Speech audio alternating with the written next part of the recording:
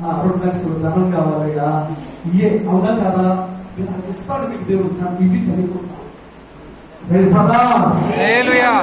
చెప్పట్లేదు, కానీ ముందు కావాల్సింది ఇది. నువ్వు ఆధ్యాత్మికంగా నువ్వు నిలబడితే దేవుడు నీకు ఏది కావాలో అది ఖచ్చితంగా ఇస్తాడండి.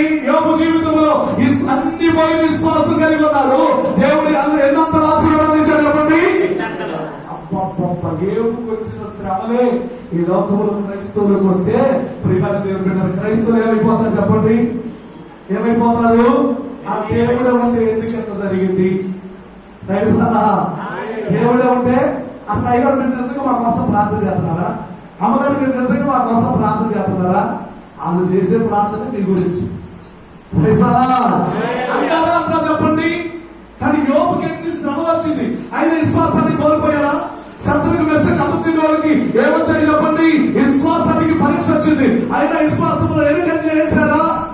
పిల్లరా, ఇదిగో మోయాబు రాలైన రూతుకి తన విశ్వాస జీవితంలో పరీక్ష వచ్చింది, కానీ నయోమిని విడిచిపెట్టిందా?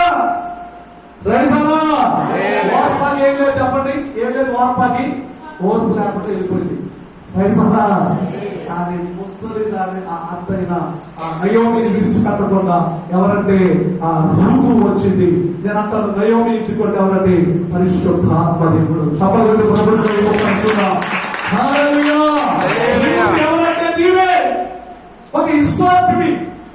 ఒక విశ్వాసం ఎలా ఉండాలంటే ప్రేమరా, విశ్వాస జీవితంలో ఎన్నడూ కూడా మన విశ్వాసాన్ని కోల్పోవద్దు. పౌలు గారు ఒకప్పుడు పిల్లల పౌలు గారిని చూసి అందరూ భయపడిపోయేవాళ్ళు, కానీ ఇప్పుడు పౌలు గారిని చూసి ఒక అందరూ కూడా ఏం చేస్తున్నారు తెలుసా?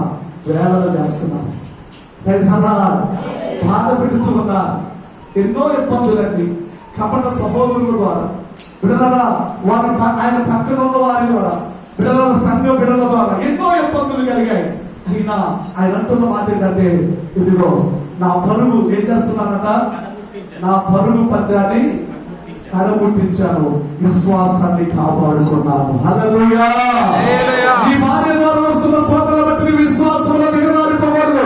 నీ భర్త ద్వారా వస్తున్న శోధనలు బట్టి నీ విశ్వాసంలో దిగజారిపోకూడదు. నీ పిల్లల ద్వారా వస్తున్న శోధనలు బట్టి, ఆర్థిక పరిస్థితుల ద్వారా, అనారోగ్యం ద్వారా, సమస్యల ద్వారా వస్తున్న శోధనలు బట్టి ఎన్నో విశ్వాసంలో నీవు దిగజారిపోకుండా ఉండుగాక. మన విశ్వాసంలో దిగజారిపోకుండా ఉండాలని ఏం కాపాడుకోవాలి? విశ్వాసాన్ని కాపాడుకోవాలి. విశ్వాసం కాపాడుకోవడం అంటే ఏదో చెప్పారా? ప్రియమైన దేవుడు బిడ్డలారా, ఎలాంటి అగ్ని పరీక్షలు వచ్చినా గానీ నా దేవుడు నాతో ఉన్నాడు. ఎలాంటి శోధన వచ్చినా, ఎలాంటి రోగాలు వచ్చినా, ఎలాంటి బాధలు వచ్చినా నా దేవుడు నాతో ఉన్నాడు. అది విశ్వాసం అండి, అది విశ్వాసం. ప్రియమైన దేవుడు బిడ్డలారా, కనుక రెండవదిగా విశ్వాసాన్ని ఏం చేయాలని చెప్పండి?